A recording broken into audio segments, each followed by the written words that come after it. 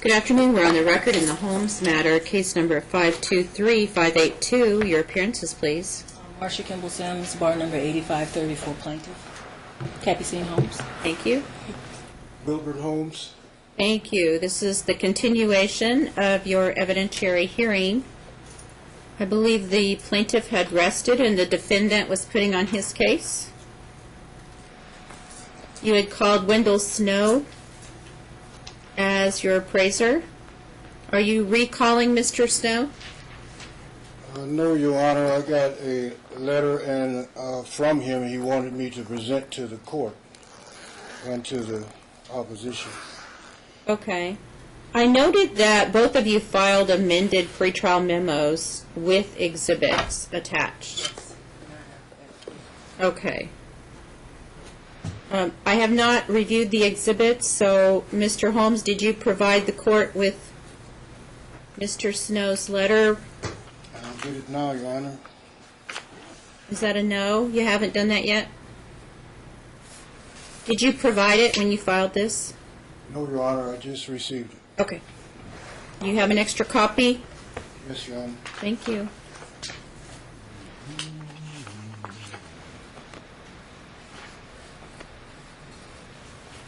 Ms. Sims, you filed an amended pretrial memo with an exhibit attached. Is that demonstrative or is that proposed evidence?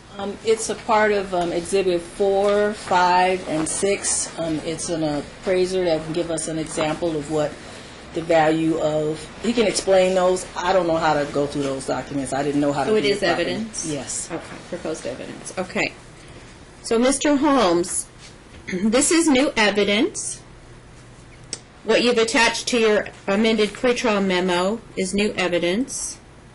And Ms. Sims has attached documents. Did you receive her pretrial memo, the amended one?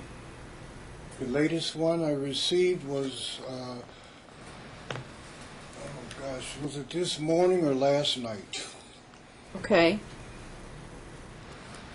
And that has Exhibit 22 listed on it? It cites, exhibit with some real estate person giving his documentation or his Right. figures, facts. Right. So we have updated documents from both of you. Yes. My question is, are you objecting to introducing your new documents? I'm not objecting to presenting it, even though it's out of order. It's not correct. It's bogus. But I'm not objecting in presenting it. Okay. So would you stipulate to these new exhibits being entered so I can look at them?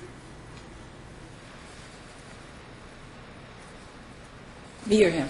Both of you. I will. I said yes. Okay. All right. I bought 4 copies, one for the clerk, one for you, and may I give it to the bailiff? Yes.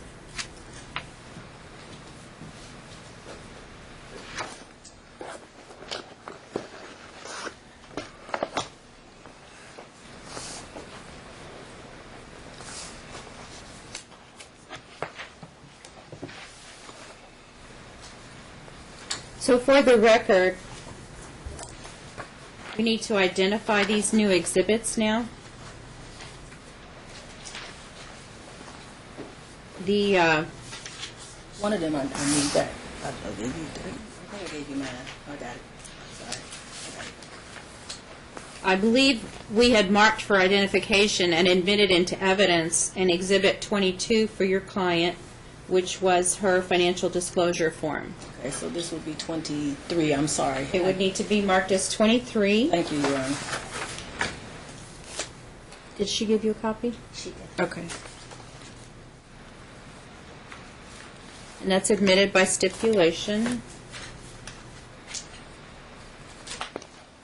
We are calling it the... Was this done by someone?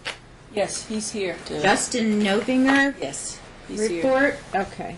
We'll call it the Justin Novinger report.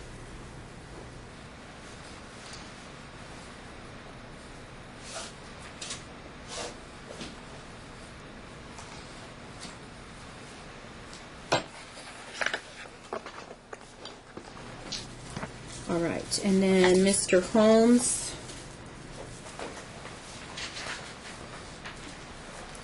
You updated your exhibits A and D.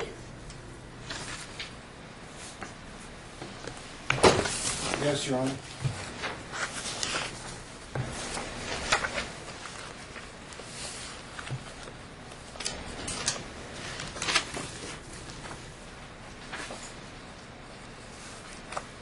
Okay, it looks a little different, so why don't we just have this marked separately? Did you get a copy for me, or did you send me a copy? I sent it to you, and I sent the stamped copy also.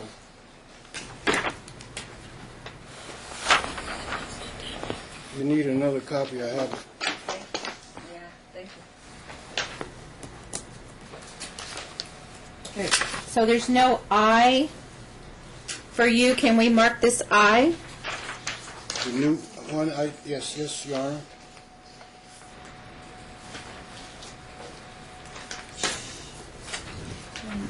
Sure. You want to mark that I?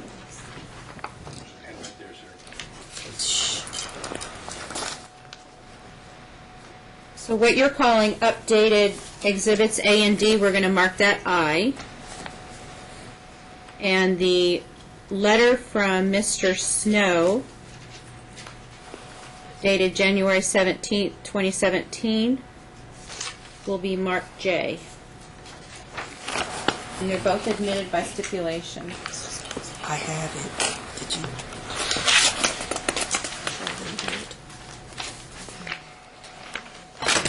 Not paying attention. It's right here.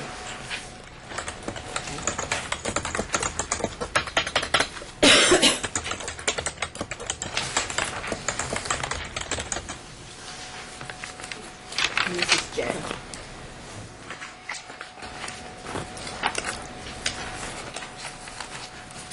All right, does everyone have those papers? I have Exhibit I, and the letter would be I or H. It's J. J, excuse me. And the 2 pages that is a Chicago title, property summary report, and the Exhibit A and D updated, we're calling those 2 pages Exhibit I. Thank you.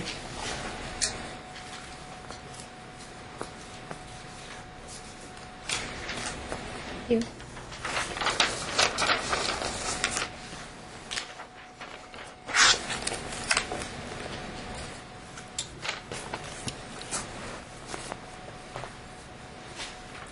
All right.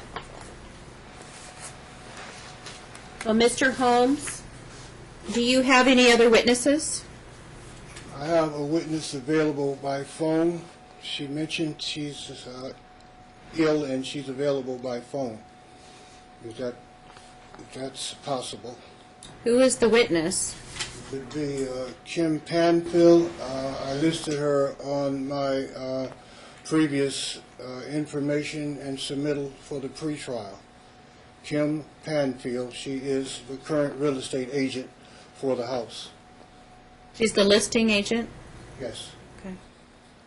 I want to know the relevancy of it. Why is it relevant to have her testify? Well, she has a schedule that she read up that pertains to the current actual figures, not estimates or appraisals, which is the cash equity bottom line of the property, which includes closing and real estate cost that would be required if the house were to be sold. So she didn't draft a document, such as a preliminary settlement statement? She has submitted that to me, and I have a copy on my cell phone PDF, if necessary, to be distributed. But it is similar to my my Exhibit I. She has just more entries in that. My Exhibit I is included in her schedule. Okay. I'm going to object because that was the purpose of the appraiser. The appraiser's opinion in reference to what the value of the house is. That's my objection. Can I respond to that? Cumulative. I think the main crux of this whole situation is the increase in value, equity value. It's not the increase in estimates or appraisals. And that's the way the prenup looks at. It's the actual cash value increase. It doesn't decide or point to any appraisal method or any estimate method. It asks for the actual cash value after 2 years of marriage. It doesn't require an estimate within the prenup. They look at the time of divorce, the actual cash value of the property. And the time of divorce is question because right now the divorce is not here, but the property is decreased over the last year since they submitted the divorce papers. Well, you had an appraiser testify, so that evidence is actually better evidence than a realtor's estimates. Yes? And I don't have a document from your realtor of proposed settlement charges. Yes? And you didn't get permission from the court prior to have her testify What I have done by with, phone. what I have done with my Schedule I, Your Honor, those aren't estimates, they aren't appraisals. Those are actual cash figures that Okay. anyone can obtain as of today. Okay. And the prenup says cash equity. It doesn't say appraisal equity. It doesn't say estimate equity. Okay, so do you have any other witnesses? No, Your Honor. All right. Are you going to testify? Are you going to testify? Yes, Your Honor. Okay. So you're not going to call the plaintiff and you're going to testify? Yes. You're testifying at this time? Yes. Okay, very good. You can be seated. Just remain standing. Raise your right hand. Do you solemnly swear the testimony you are about to give in this action shall be the truth, the whole truth, and nothing but the truth, so help you God? What me God I do. Yep, you can be seated.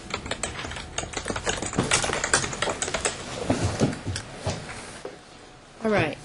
So to keep this organized, Mr. Holmes, you need to tell me what subject you're going to testify on.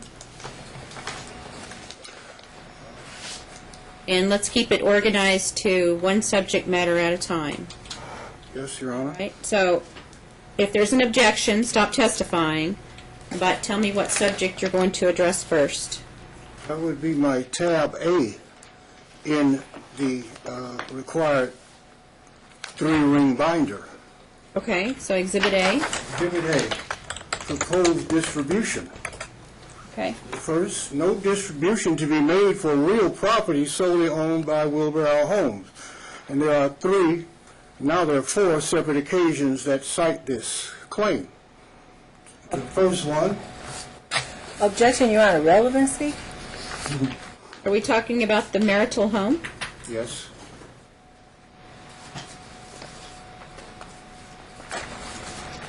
Okay, so you don't need to read this. Just tell me what you want to say about it.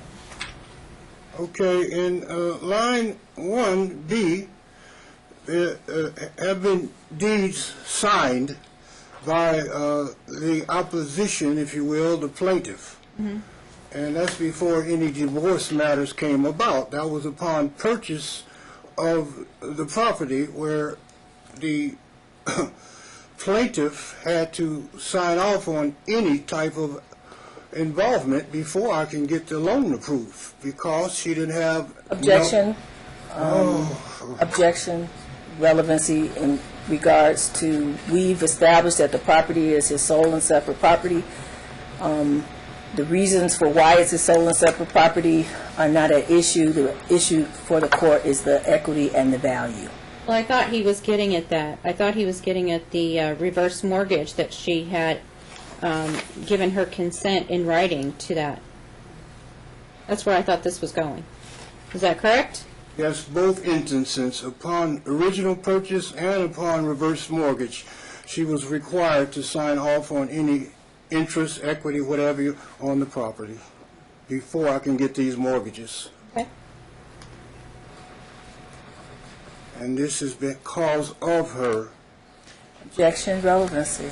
It's very not a relevant. character issue. It's very relevant. He's making it a character We're not issue. going to get anywhere if you object to every other statement. I think I can filter through relevancy Thank you, Your Honor. and things like that. So go ahead, Mr. Holmes.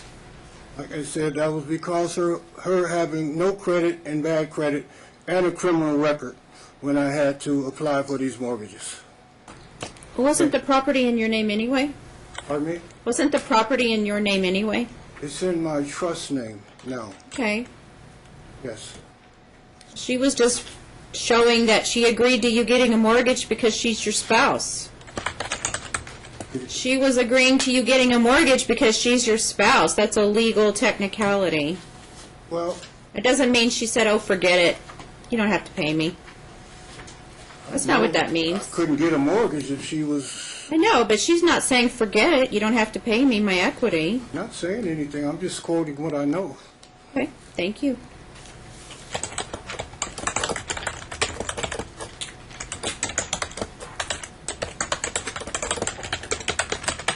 Well, as far as number 2, the convocation for the prenuptial agreement is there, and now it's I. It's the new submission, which is I. Okay. And these are, again, actual figures, not estimates, not appraisals, which have been submitted. Actual equity in the property, number C, is balance due in the property liens and foreclosures. Cite a very, very negative balance on the property, no matter who owns it. The house, as they say, is underwater. The total equity. It's all been liened and mortgaged, which shows in I. As for distribution of debts, right now the property taxes are due and behind. I don't have the money to pay, and everything listed here, which is, as I understand, the responsibility of the marital home residents, the married couple. Insurance and taxes primarily, which are way past due for reasons of. And that is Exhibit A. Exhibit B points to the documents that are signed, which is the reverse mortgage documents and the original mortgage documents and deed with the state of Nevada that she has signed off on. And that brings them to the point of bringing the prenuptial into play for their outlook on the equity that they should receive, which is there. And the prenuptial sites, as we all know over and over, 50% of the equity increase after 2 years, which has not been done, and that shows in I, once again, actual cash values. It also states, the prenuptial, that she had responsibilities to perform also, which she came a long way from doing within that prenuptial that has not been brought up, that has a lot to do with the finances of the house today.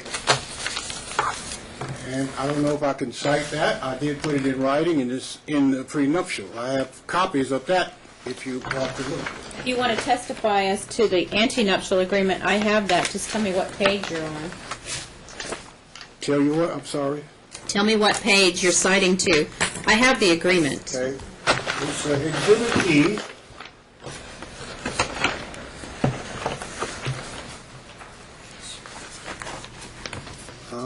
And it's one of the pages, and that's why I just printed it out separately.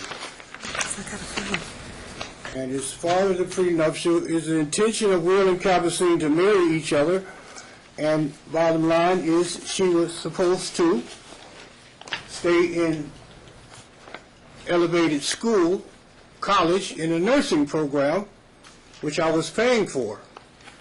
She didn't come close to achieving that at May I all. make an objection, Your Honor, as to relevancy? The reason I'm in the financial situation I'm in now. Okay, overruled. Thank you. What page of the prenup is that, sir?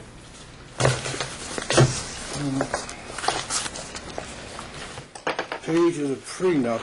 The prenup is a page, it's A, B, and C of the prenup, which I printed out separate pages for everyone. We're going to go by the exhibit that's in evidence. So I will find it for you. Yes, ma'am. Okay, page 1, paragraph C. It is anticipated that she will attend school for full-time, work only part-time, and complete her undergraduate degree within 2 years. And that will pay for the tuition, books, and fees associated with obtaining said degree. Okay? Yes, Your Honor. All right.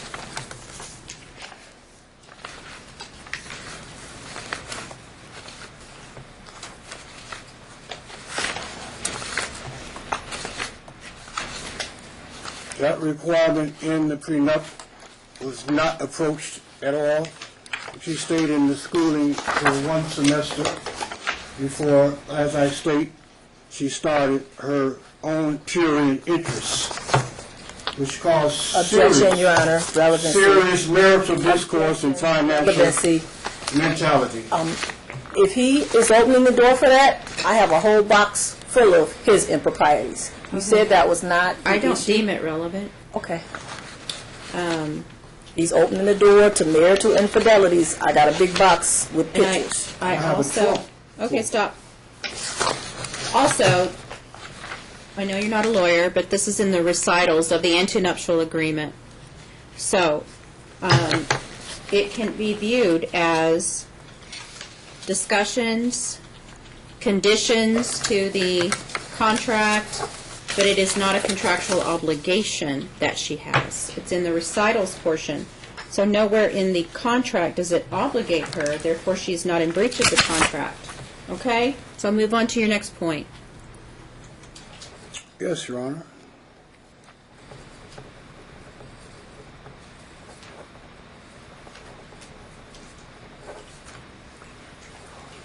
The next point, and I can skip over some of the financials because that all comes out in my new submittal of I.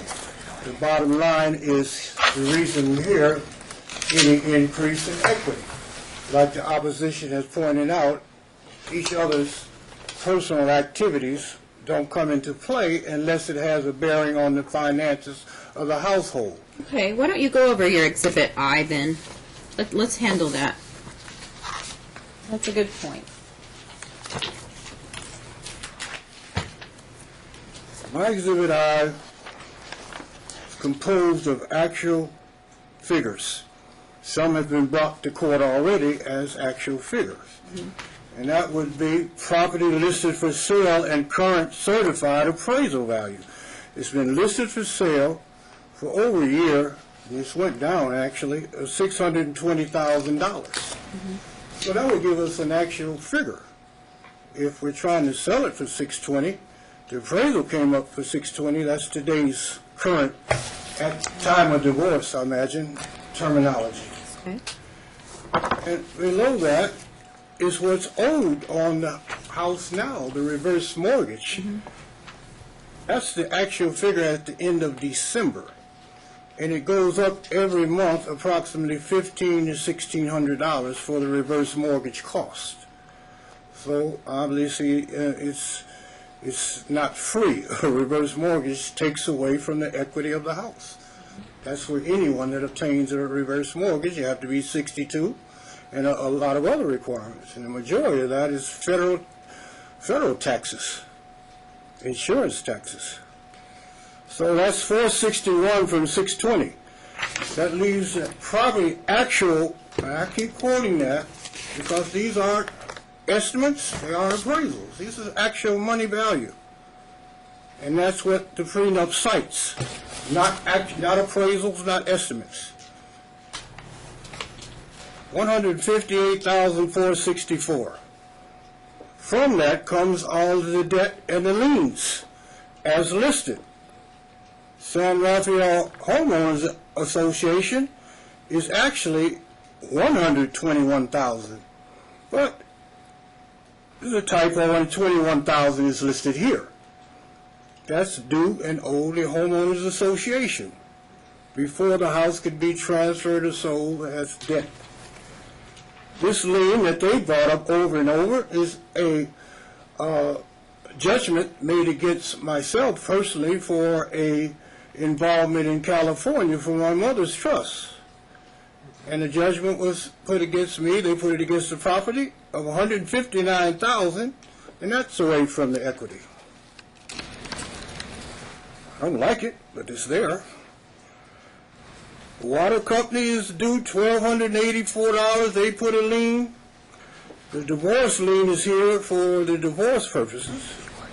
And there are more that you can see attached with the Chicago title company. They list more. For instance, there's a lien here for delinquent taxes of $5,378. That's not included in the schedule. But what's included in the schedule is very directly, without question, showing that there's no equity in the house for anyone, not even me, if it had to be disposed of today. And that's what the prenup cites, the actual equity. Not appraisals from real estate agents, even mine. Not estimates, not current value of some house that's sold across the street. It's the actual value of that house against the debt. That's how you derive equity. The house is underwater, there's no equity for anyone. But I had this same situation when the divorce started over a year ago. It was the same position. It wasn't recognized. Let me ask you a question, Mr. Holmes. On page 3 of your antenuptial agreement, Yes. it says debts. All individual debts at the time of marriage will remain the responsibility of the individual who incurred the debt originally. So whatever you owed at the time you got married, it's your debt, right? What I owed at the time of marriage, yes. Right? And then the paragraph goes on. Any individual debt that is incurred during the marriage will be the sole responsibility of the person incurring the debt. So if she went to Nordstrom's and she ran up $10,000 on a credit card, it's her debt. Yes. If you got a judgment against you for mishandling your mother's trust, that's your debt. If you didn't pay your property taxes on your sole and separate property, that's your debt. If you didn't pay your homeowners association dues and you got fined because you're the sole owner of this house, that's your debt. Those are debts that you incurred during the marriage in your name. They're your sole responsibility, according to this document. So I've understood your argument all along. I've just disagreed with your argument because of what this document says.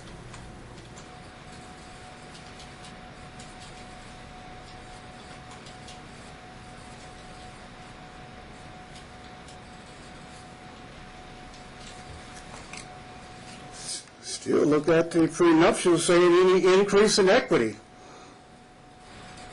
And there's no equity there. It doesn't say how the increase in equity came about, but these liens and Well, these I debts. can't take that one paragraph out and interpret it without reading the entire document and interpreting that. So if you really wanted to give her the shaft, you could take out a home equity loan and draw all the equity out of it and spend all that money, and you would owe her zero. And that's not what this contemplates. I couldn't do that because I have a reverse mortgage. And Well, there's if a you lot didn't of have the guidelines. reverse mortgage and you just got a home equity loan instead, you could have, if you had. According to your logic, you can incur whatever debt you want to, and that comes out of her pocket. Profit? You tell me this is profit? No, no, no. You can incur whatever debt you want to, according to your logic, and it comes out of her pocket.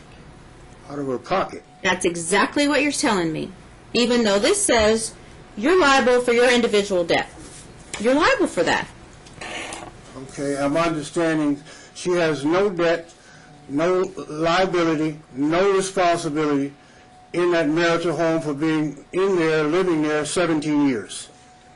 That's how you drafted this document. No, that was not the intent. You have to be pretty crazy to draft a document like that. It says you pay all of your debts and she pays all of her debts. Nowhere After in here. marriage? Nowhere, yes, after marriage. It said nowhere in here does it say that she has to pay for half of the marital home. It It's doesn't say not I have to stated. It's your home. It's your property. It's your debt. And she's entitled to one half of the increase in property, equity. In the value, that's right. And there is no increase in property equity. There's increase For in more than value. one reason. Okay, there's increase in value. So let's get down to what that increase in value is. Pardon me? Let's get down to what that increase in value is. Sir, your headphones aren't working correctly. I can't hear. I'm sorry, I just can't hear. What's the historical value for 01? Turn them up, sir. What did we come up with for 01? Is that in reference, you're asking him, not me? Or, This is a question for both of you. What's the historical value as of 2 years after the marriage, July 3rd, 2001? That's our baseline figure that we measure by. had a expert witness to calculate it for us, Justin Bovinger, if you would allow him to come in. I will allow him to testify. Thank you. Is I finished with my testimony? No, I'm just talking to her. I didn't hear you. I'm sorry. Excuse me, I'm sorry. I asked if you could establish the baseline number for the marital residence in July of 2001. Is that my question? I didn't know if you were talking. If I can establish the baseline Value for the marital home in July 2001. This was going to be done by the appraiser. That's the reason I submitted the letter. He says he can't work because he has not been paid. I did not have $300 plus $550 to pay him, and I mentioned that at the last hearing. Okay, so the answer is no. We have that The answer to information what? for you. No. All right, continue with your testimony. Well, since my figures are meaningless in I, because I incur all of the debt of the house and as the sole owner of the house. But even after that, we'll have to look at the figures that are actual and the debt that I did not incur on my own. And the reverse mortgage, as I understand, is that against the equity or not? It's time for you to testify, not ask me questions. I just want to get clarified. I'm sorry.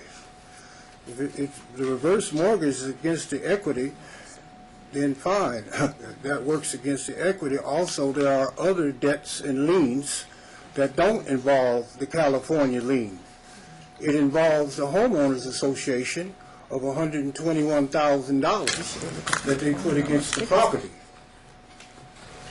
that I did not incur on my own. They put down a lien because something wasn't paid on time. And that lien is up to 121. It's not 21, it's 121. And I can prove that by getting the document that's been submitted to the authorities on the lien they have. It's 121 plus $1,000. Is it in your documents? It's inside the Chicago title. Las Vegas liens, certificate of delinquent taxes, lien and the nuptial agreement. See, they didn't set amounts there. They just listed, but the amounts are available. it says homeowner's lien not referenced for $1,510. And it lists 20,000 HOA liens all the way to the left. Figure is what it is. 15, that's 100, that's 20,000. Your Honor, the actual liens that are on that house is over 140,000 without that California lien. And if I had the opportunity, I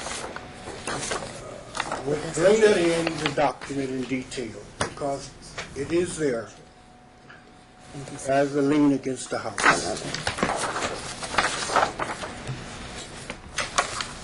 So you haven't provided that in your exhibits, is that correct? Correct. It's partially provided in the Chicago title exhibit, HOA lien. Partially.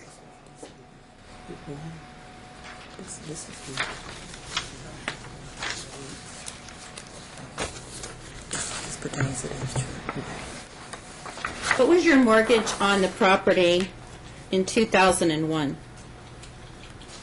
2001, I was in the property 2 years, and the mortgage amount I don't have on my mind. I can't remember. My mind isn't that astute on remembering a figure from 2001. I can retrieve it. What did you buy it for?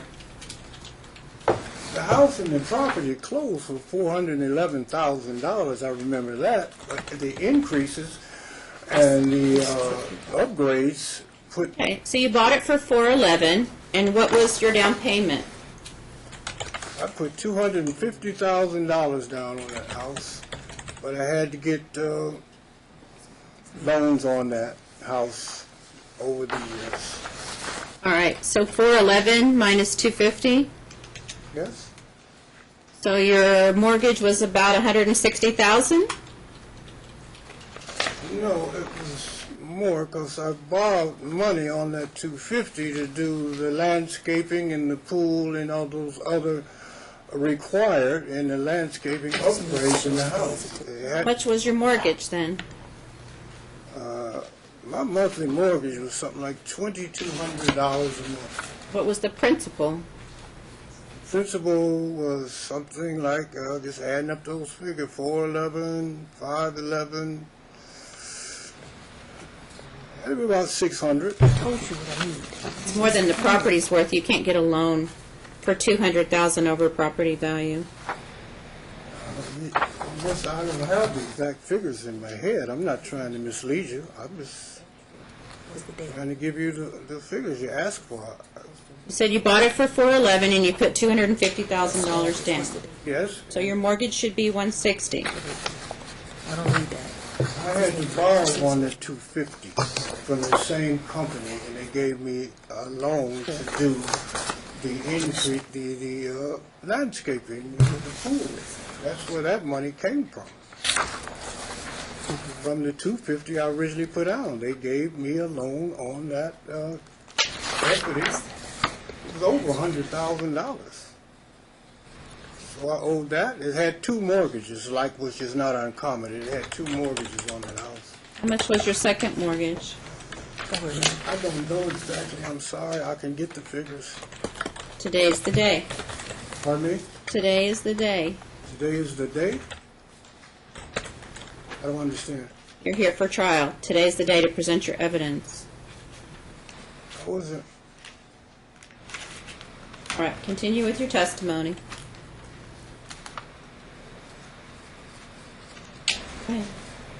Okay, well, the figures as they are actual with the liens that's still required puts the home in a less underwater money value no matter who owns it. And these costs were not incurred by me. The cost of the California judgment actually was not incurred by me either, because it was partially her debt also. How do you figure? because she was married to me, and she was part of my brother's beneficiary. Weren't you the trustee that mishandled the estate? I didn't mishandle it. It's still going to be argued. I didn't mishandle a thing. What happened Wasn't in there a that? judgment entered against you for mishandling the estate?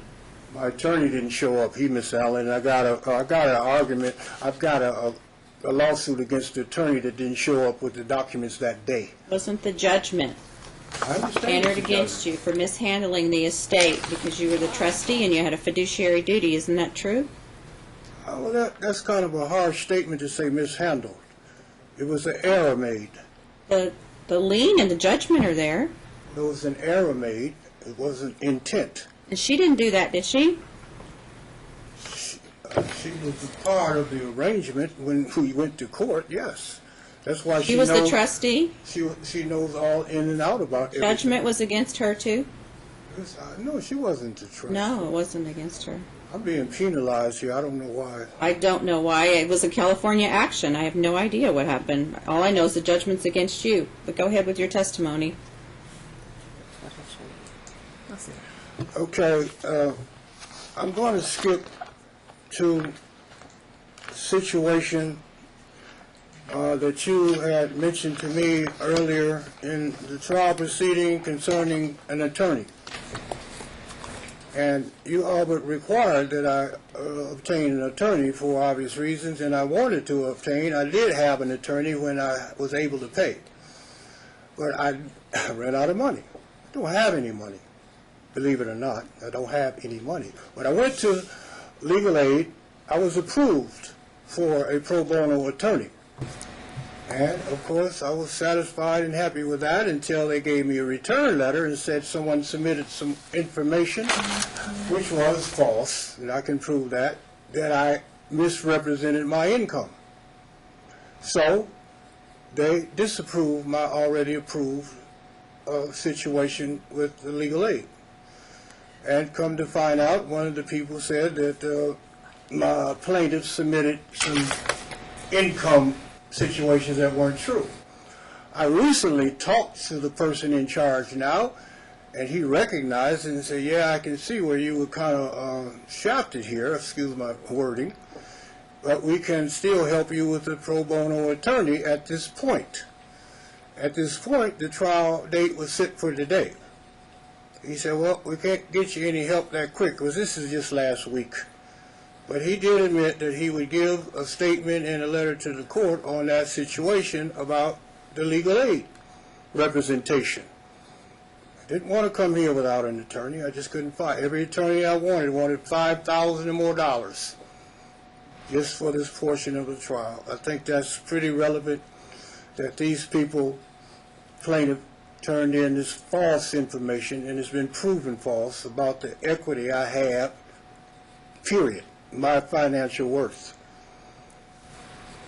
I live, like they pointed out, in a low-income senior citizen home, income adjusted. It's not like they state negatively a poor folks home or whatever they said. It's a new building, and I've been living there over a year. I can't afford to live in that house because the expenses are too high. Pay less to live where I do now, $700 a month to live in that house, and the electricity bill gets up to $800-900, which I've already applied for income for assistance to pay those bills. So I'm in that kind of situation and in court arguing about equity in a house where there's no equity, and under the reverse mortgage I have a right to retain and live in the house until I die. And the homestead fact. So whatever word they might or might not get, it won't be, as far as I know, if I'm wrong, available until I die.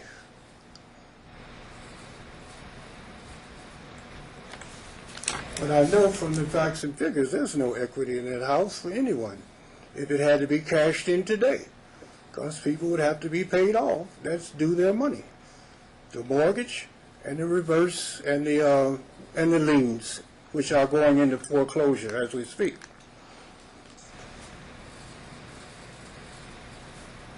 And the figures are here. That's why the Chicago title company submitted the figures. And this is why my real estate agent gave me her schedule that's available also to be printed out like you had certain documents printed out the last hearing. And it does not cite any debt that I owe on that house. It's just common debt for the house, for the property. So those are my statements, and as far as the facts and particulars, of course I'm not a lawyer, but my lawyer availability was taken away from me illegally, inappropriately, from the opposition. Exhibit E and F, I'd like to touch on that, and the bottom line is that this marriage... Objection to Exhibit E and F. Objection to Exhibit E and F. You've ruled that that's not an issue that we're going to be going into in reference to, because it's a no-fault state. And this is information, we have boxes, they both have boxes of transgressions of whatever each person did. Okay. It doesn't go to the So it's not in value. evidence. First of all, it's not in evidence. You can't testify it to, Mr. Holmes. Could you repeat that? I'm sorry. E and F are not in evidence. You can't testify to those exhibits. You said they're not in evidence? May I ask why not? On day one of the trial, we went through all the exhibits. We discussed them. Some were stipulated into evidence. I believe that E and F have to do with alleged abuses that you have against each other, and I said it's a no-fault state. We're not going there. We're going strictly by the prenuptial agreement, and that has nothing to do with the prenuptial agreement. I was pointing to the financial aspects of these exhibits. I can't hear All that. financial, nothing personal and nothing about her morals. It's Objection. all about money. It goes to the prenup. The financial part was dealt with in the prenup as to who would owe what. And I believe that, Your Honor, you just spoke about, you discussed the issue with him in reference to, at our last hearing, that she wasn't obligated to pay the things that he is trying to introduce into evidence right now. If I misquoted you, please forgive me. So what is the purpose of E, that's a letter to Mr. Bardis? Who's Mr. Bardis? Mr. Bardis is a multi-millionaire company owner, as listed in the introduction that the Capucine home had a long-standing five-year extramarital affair with. Okay, so it's not relevant. And he didn't bring any money to the homestead during that time. I loaned her Good, money. okay. I said it's not relevant, it's not in evidence, stop talking about it. Exhibit F, looks like sheriff's service and a complaint in the state of Georgia. How is this relevant? No, Exhibit F points to her current cohabitating mate, Okay, not relevant, move on. costing me and the marriage money. Objection. What did I just say? Pardon me? What did I just say? Not relevant, move on. Thank you, Your Honor. What's after that? I've covered everything, and obviously some of the items aren't relevant to this divorce matter. And I understand that. It all comes down to the equity in the property 2 years after marriage until divorce. And my statement there is no equity in that home for anyone, based on the facts and figures. Does that conclude your testimony? Yes, ma'am. Okay, thank you. Do you have any witnesses that you intend to call? I have a gentleman here that was going to make a statement or two, Mr. Bill Miller.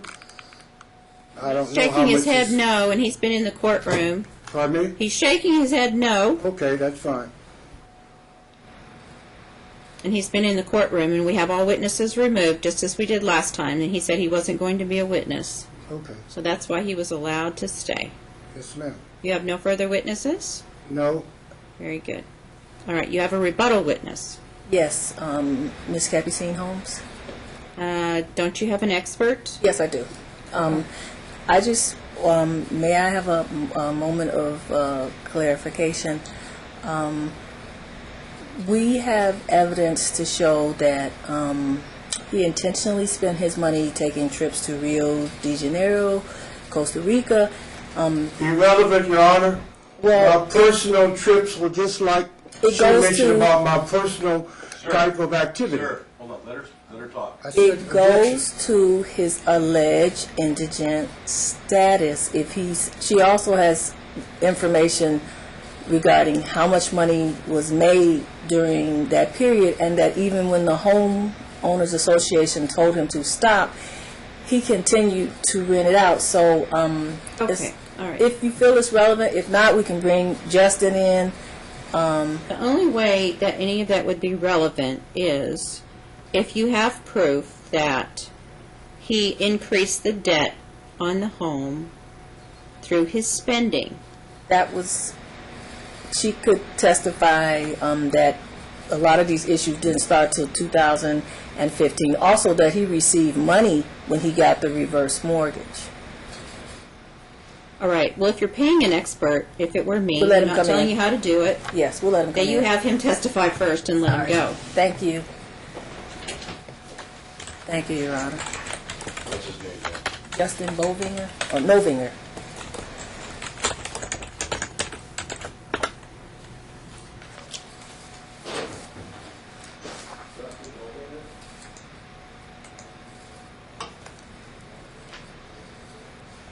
Your Honor, as a matter of housekeeping, I gave your assistant 4 copies. May I use one of your copies for, if possible, or we'll use one that we have another one here. That's okay. We're good. Thank you. Did you mark all the copies? I just marked this one. This one. What do you need? That's okay. Okay, I have another one. May I put an exhibit up there, please? Thank you.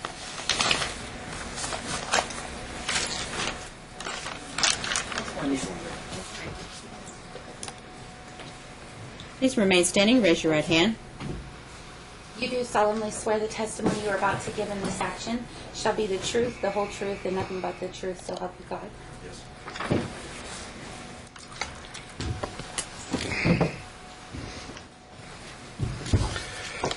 Will you please, are you ready, Your Honor?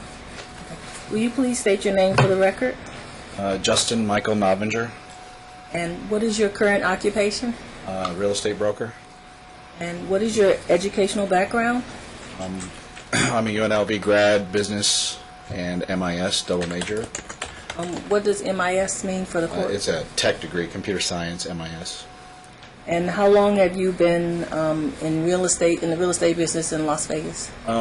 4 years, 2 years as a broker, and since 2012.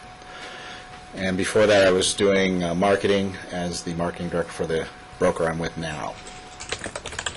Okay, and could you explain your certificates that you've received?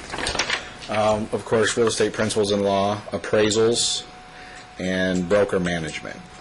And how many course hours did you take in real estate principles and law? There's 90 there.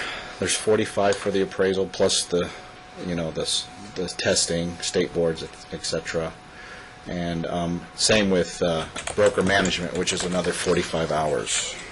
And you're currently licensed to Yes. be a broker? Yes, I'm a licensed real estate broker, yes. And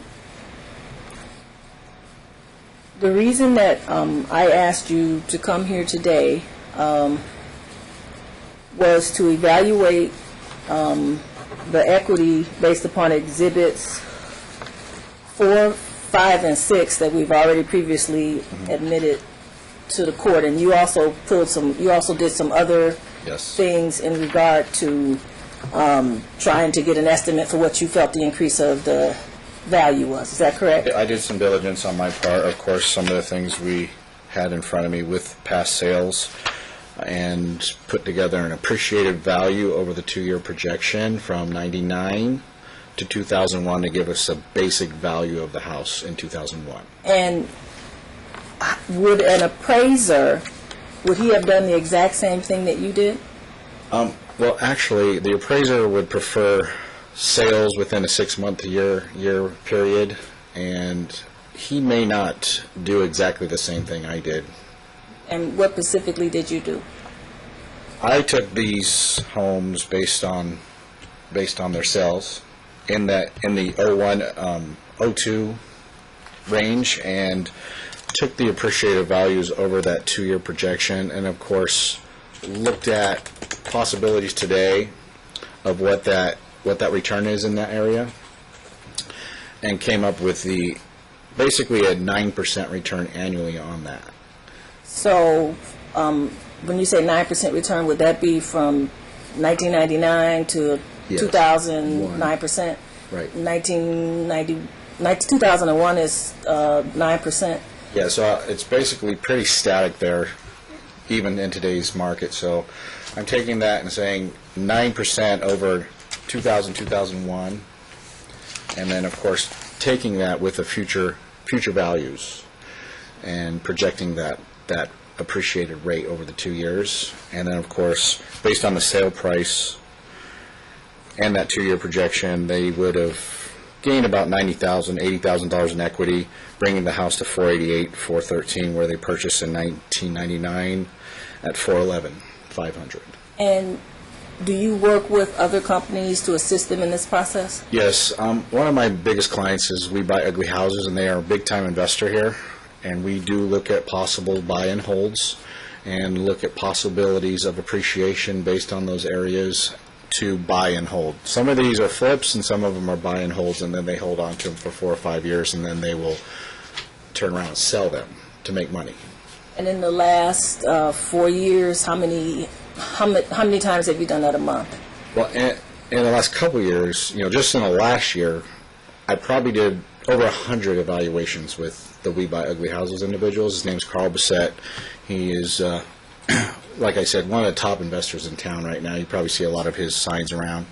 And as an example, just in the last month, I probably did about 3 or 4 of those evaluations for them, working on short sales, REOs, maybe even a situation where a person does want to sell their house and needs cash quickly. And we'll come up with determination on the price point, and also the possibility of the house and moving forward with it as an investment. Okay, in reference to, where would you pull these documents? Are they the same? Did you pull them for Galvar? They would be the same. Can you explain what Galvar is? The Greater Las Vegas Association of Realtors is actually just an association. It's more business and industry and Clark County recording that we pull these numbers from. The MLS feeds from those systems and pulls that information into it. So these actual tax records here, these are recording records, are actual sales, and this is something that we would use to appraise the house and or come up with appreciated values. So if someone purchases a house for $411,000, would that be viewed as the value of the house, or how is that So calculated? I would look here, of course, and Say where you're looking here, on which page? I would say, let's go back to the exhibit here where, we can go to the last page possibly, or the second to last page, and we're looking at Shirlington Drive, and of course on the county records at the very bottom, it said recorded value, and of course the sale price of the house, and this is when it was sold, and it gives you a date and the price point of the house. These are exact numbers that were recorded, and we're going to compile those numbers against 3 or 4 other possibilities, because we're not going to take one exact model and then run with that. We'll try to get as many possibilities as possible to run with this. And we do have some legitimate and decent amount of data here. And of course, I would compile these numbers and come up with kind of a mean, and of course, looking at a house that sold in '02, another house that sold in '02, and another house that sold in '01. I can come up with pretty much of a base primer of what the appreciation is in that zip code. And why did you use the '02 properties? The most recent sales in that area.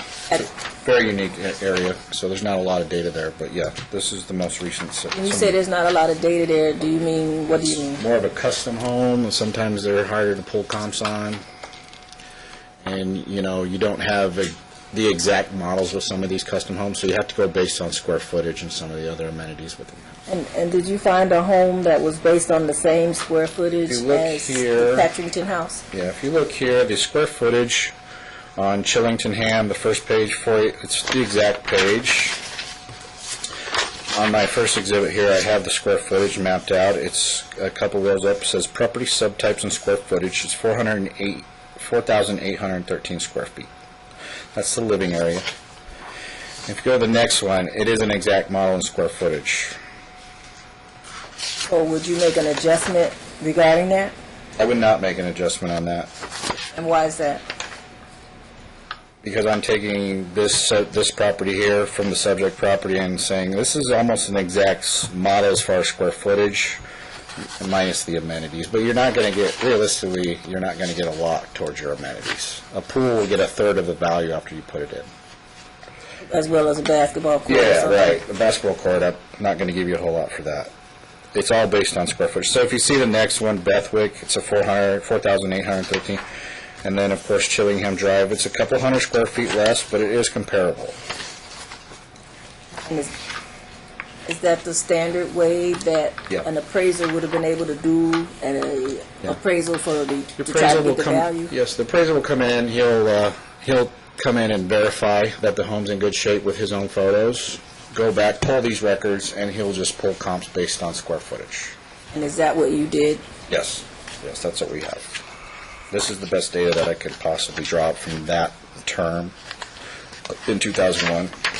And if you would go to the last page in reference to which shows the percentage rates of increase for property values? Yeah, so this is actually from something I pulled up online from the the Greater Las Vegas Associated Realtors published in the Review Journal.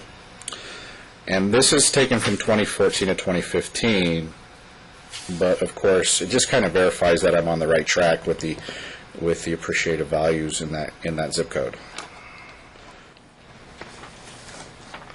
And it looks pretty static. Some of these appreciative values in the valley are fairly static. They're static. And when I'm not a real estate person. Yes. What does static mean?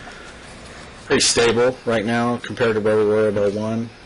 I've been in the valley for 26 years. I'm a homeowner, so you kind of know what was going on back then and how things were moving along.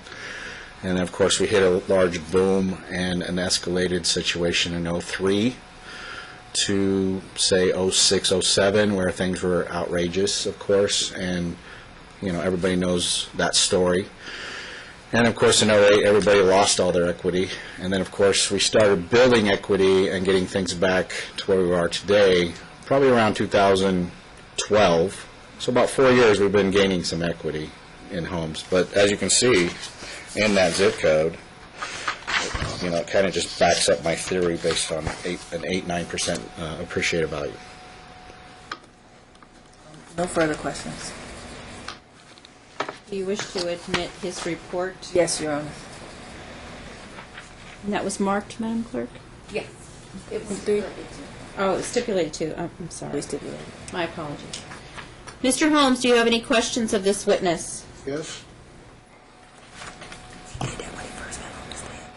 Question is, you just based all of your statistics on 2002 because there was no evidence or no record for 2001.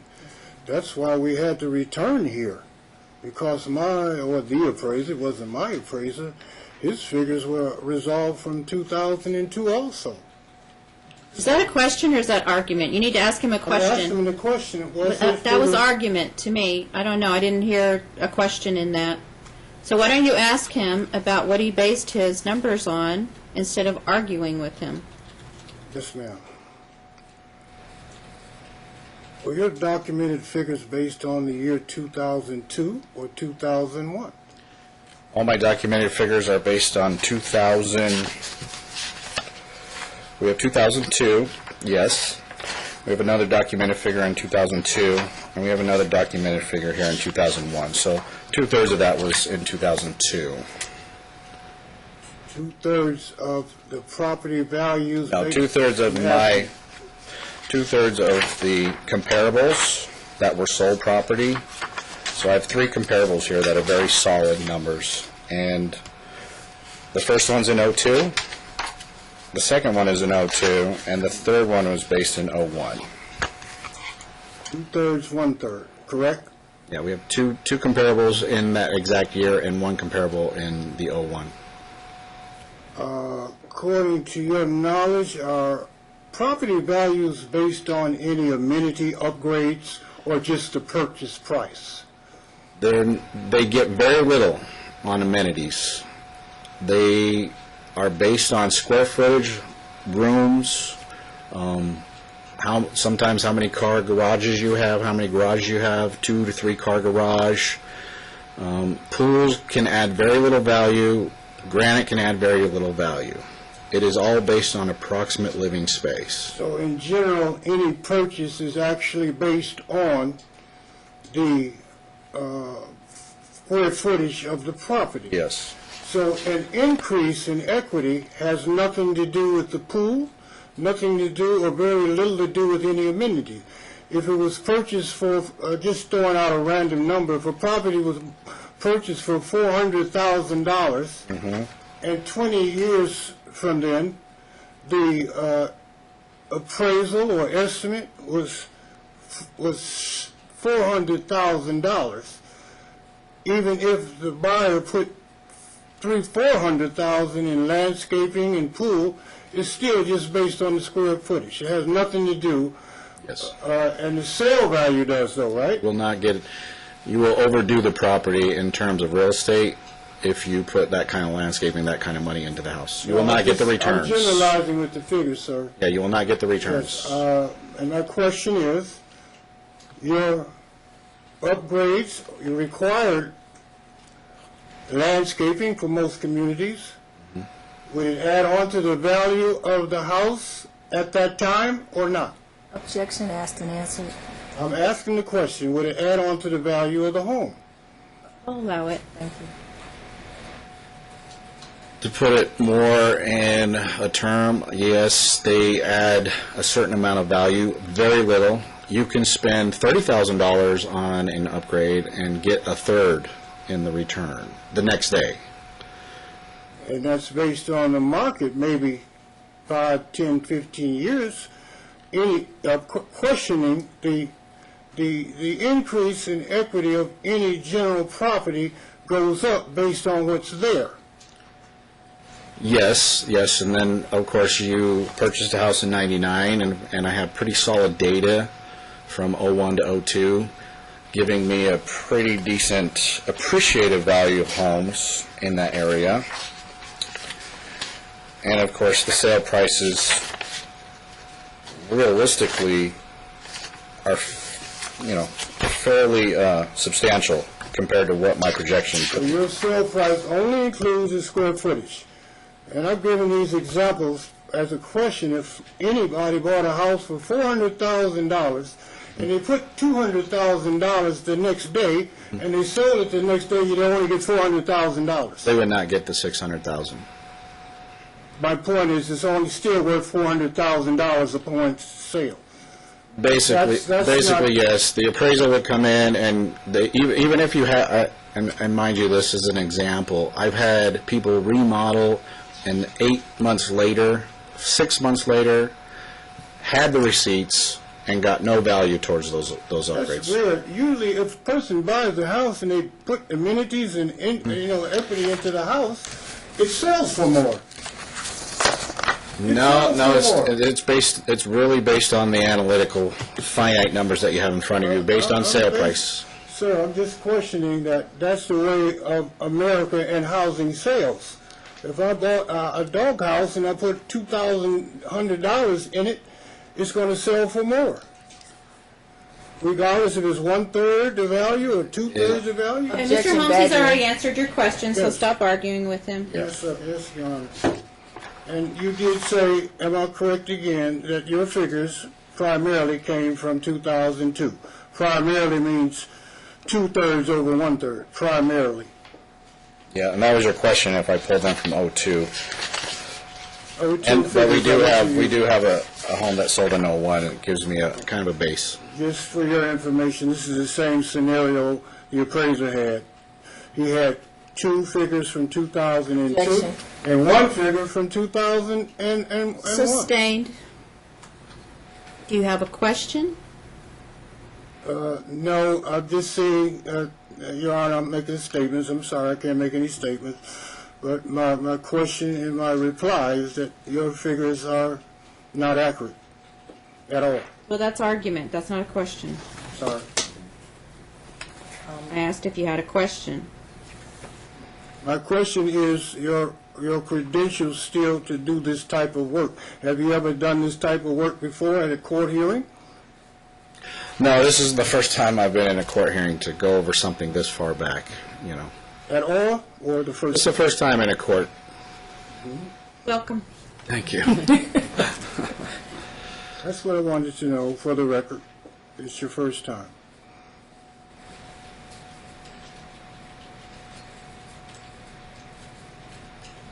Also, may I ask, are you charging a fee for your services today? No, I'm not charging a fee. You're doing it voluntarily.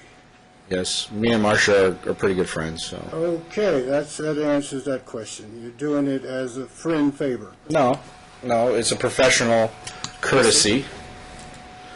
We do work and have an office in the same building. Yes, that professional courtesy for the first time that you've done this type of work. Thank you. I'm through. Any follow-up questions? No, Your Honor. Okay. Thank you for your appearance today. Okay. Thank you, Justin. Any further witnesses in rebuttal? You can go, sir. Your Honor, May I ask the question? Yes. Well, I asked you a question first. Any further witnesses in rebuttal? Yes, Capucine, but I want to ask if it's relevant. I don't want to waste the court's time. We have documentation indicating that he did have money to pay, but he just, when the divorce started in 2015, decided to let everything go, feeling that I guess he was hurting her. So I don't necessarily know if that's relevant since you had a prenup and her interest goes to the increase in the equity, and it doesn't include his debt, so it might not be relevant. I think it's relevant. Capucine, You had a question, Mr. Holmes? yes, Your Honor. You are still calling witnesses, and as I mentioned earlier, the real estate agent is available telephonically to testify, and she just let me know before the doors open if there's any testimony that's necessary. Please have it done telephonically. I'd like to do that.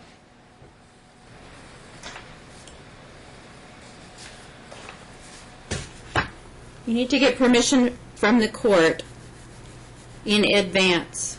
So tell me why you're just telling me this today, and she's not listed on your pretrial memo as a witness?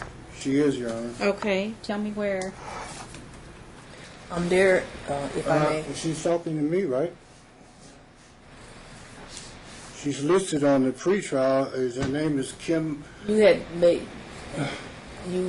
made a ruling that it wasn't admissible. You struck it. I thought it was cumulative. Yeah, so I'm just, excuse me for interrupting, I'm so sorry. No, that's okay. I've been interrupting ever since I've been here. As have you. Pardon me? As have you. As have you. Sorry, Your Honor. I've heard from a real estate broker. I've heard from your appraiser. What is this realtor going to add? She has a schedule. Of closing costs if you sold it. No, Not actually, relevant. she has the actual cost and document from the title company on the liens that I'm not responsible for. Not relevant. She has that type of documentation like he had the documentation? I've already explained to you what this contract says. All right, proceed. Ms. Holmes, during the marriage to Mr. He's not Holmes. sworn in yet. Oh, sorry. I thought you swore. I'm sorry. You do solemnly swear the testimony you are about to give in this action shall be the truth, the whole truth, and nothing but the truth, so help you God? So help me God. Ms. Holmes, during the marriage to Mr. Holmes, were you aware of an incident where $150,000 was pulled out of the home? He had a mortgage and he received a check. That amount, I believe, was that amount, but I'm not certain as short as full amount. But that was the full amount of it. Or was it more? I'm sorry. Excuse me for I'm sorry. overstepping. Did this relate to the reverse mortgage? Yes, he did receive money from that. Ms. We have a Holmes. time frame established, how she knows that. Okay, how do you know that? Sorry. Because he had told me about it, and he, when he had me fill out a paperwork for me to sign, he said that he was getting the money from the reverse mortgage. What year was that? 2000 and, let me think. I think it was 2012, 2013. I'm not certain on the actual date. But it was around that time. Yeah. Do you recall any other instances where he pulled money Was it from the before house? then? Well, it's actually his Exhibit D. Yes, Exhibit D. Okay. You need to. Sorry. May I come into the well, please? His statement for his reverse mortgage. book there. The blue book was his It's that he there. gave, right? Oh, is it? Okay. I'm sorry. And I get nervous, so please bear with me. Excuse me, Your Honor, how do I object to her statements or as being irrelevant? You say objection, relevance. Okay, I'd like to do that on the last statement, objection, relevance.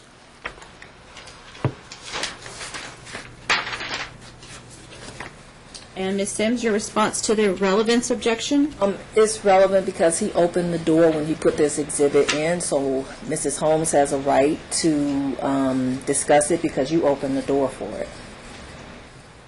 Objection, relevance, meaning what us You open mean the that you door? put it in evidence? Open the door? don't You know put it in that- evidence. You brought it up, you put it in evidence, you placed it before the court, you discussed it, so she has a right to be questioned about it since you brought it up. Brought it up? No, it's a matter of fact. I didn't bring it up. It's in black and white. It's- Objection's overruled. Go ahead. Okay, you know for sure that he got money in regards to this Yes. reverse mortgage. Do you recall any other times that he pulled money out of the home?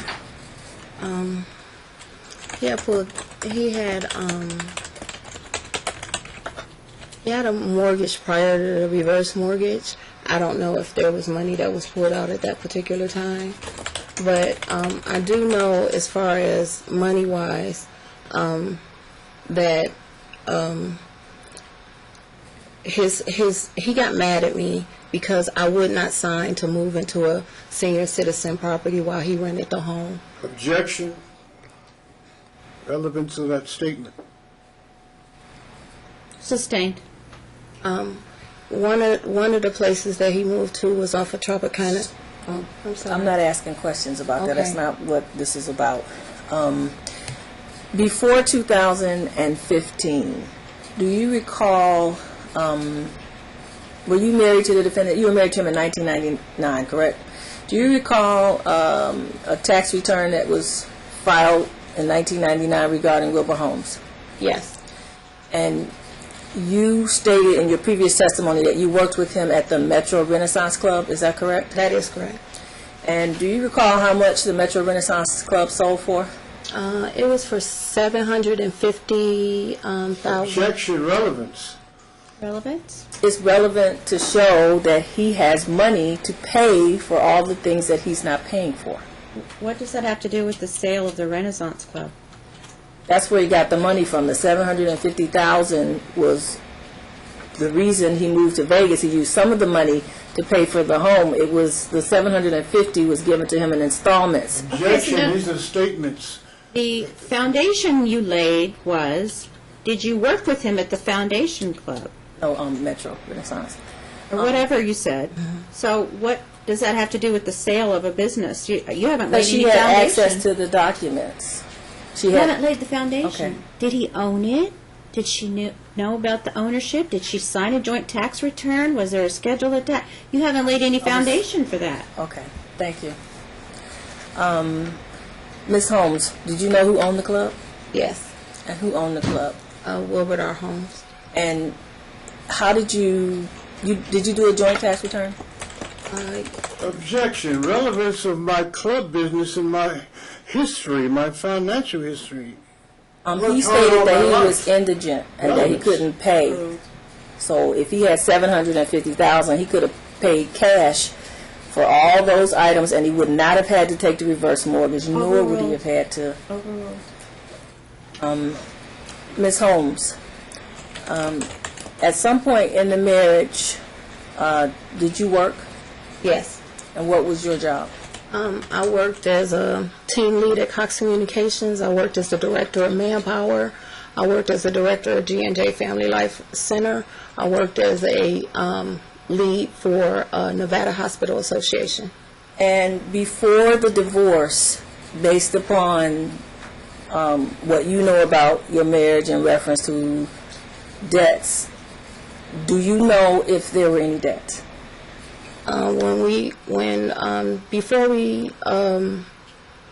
Before I filed for divorce, our bills was being paid. They were being paid up.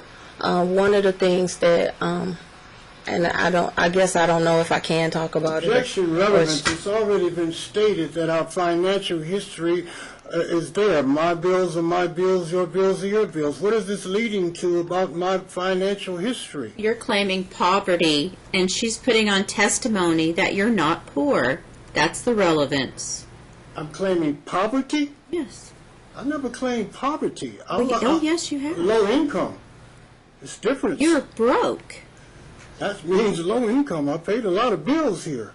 Okay. It's So a- she's testifying that that's not true. To support that house, I paid every dime I had. She's testifying that that's not true. So it's relevant, so you can stop objecting. Do you recall the question No. I asked you prior to 2015 if you could tell us what the financial status of the marriage was, so in regards to debts, We were paying our bills, and our bills were paid up. We were renting our home. My mouth is real dry. I'm so sorry. May I approach to give her some water, I'll give you please? some water. Thank you.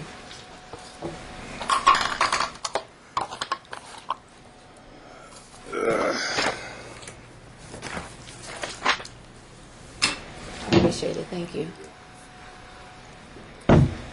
And at some point in time, you stated in your prior testimony that you had assisted your husband with forming a B&B or bed and breakfast, something like that. What it is we had HomeAway, VR, and VRBO, and we were renting a house out. As renting a house out, people will rent it for up to, say, $3,000. It could be to some weekends, $2,000, maybe $2,500 to $3,000, sometimes a lot more, based on how long and what they were planning on doing at the home. Within that time, we would go over to a friend's house and rent a house, but we had thought of something that he could move into low-income housing. We could move into this home. He got mad at me because I wouldn't sign to Why move didn't into- you sign? Because, one, I worked as a director for G&J Family Life Center. I remember having clients that I took in my car to Shade Tree, and they didn't have anywhere to live. And so I told him that.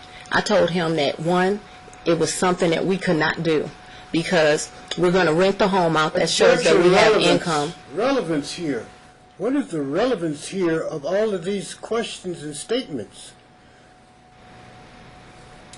On the equity value of the house. I'd like to stick to the status and not your arguments. We're getting far afield yes. your I guess your status of living. Is that what you're getting at, Ms. Sims? Yes. elaborated more than she should have. Oh, I'm sorry. Miss, when did you file for divorce approximately? In November. Like I And- think the first or second week of November.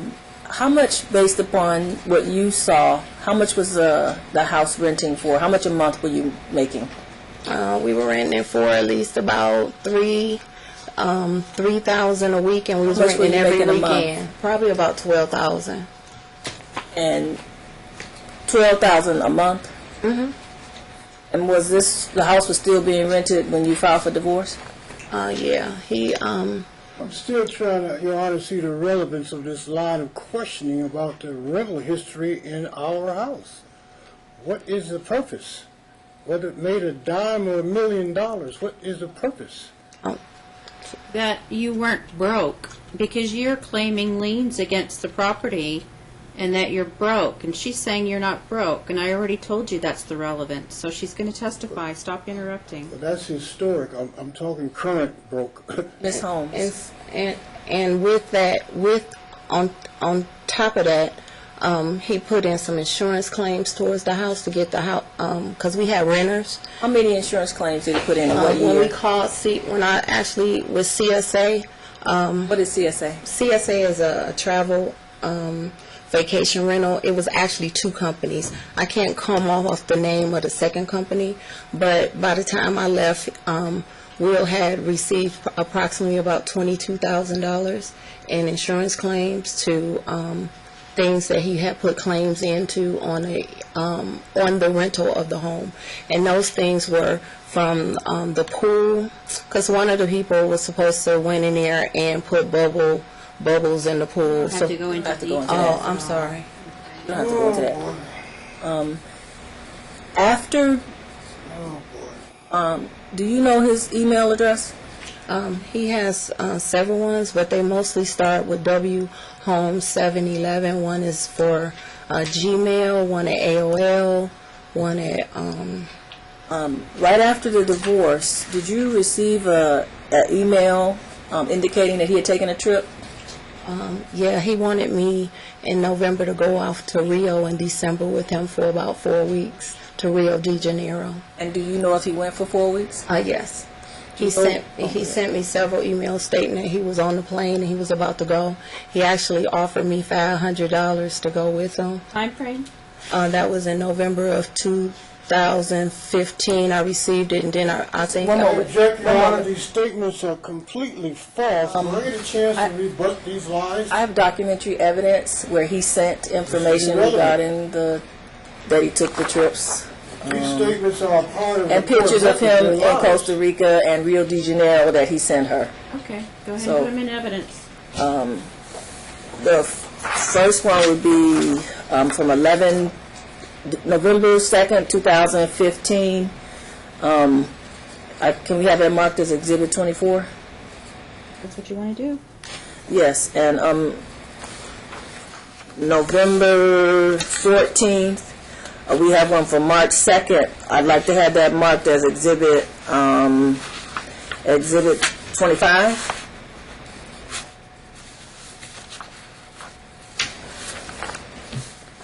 And also there's evidence that he rented the house out for models to take pictures. That could be Exhibit. I'm still saying 26. relevant, what does this detail have to do? Whether the house or the property made one dime or what does it have to do with the equity in the house? All right, I'm ordering you to stop objecting, or I'm going to hold you in contempt. This is the third time I've told you the reason for this line of questioning. You interrupt again, I'm holding you in contempt. Do you understand that? You interrupt again with this same line, as I've already explained to you, it's relevant. I'm holding you in contempt. Do not interrupt again on this line of questioning. And Exhibit, if I may, I think 27 from March 15th, where he indicates... Ms. Sims, Okay, yes, I'm sorry. you're the lawyer. I don't need Yes. to tell you how to put Yes. on your case. But you have to lay foundation for all of these exhibits, so don't tell me what they are. Okay, just lay the foundation. Have them marked with the clerk and lay the foundation, if you can, through this witness, and they will either be excluded Okay. or admitted. I'm sorry. not a motion hearing, it's a trial. Exhibit 24 was the, may I approach? You work that out with the clerk. We're going to go off the record so you can get your exhibits straight.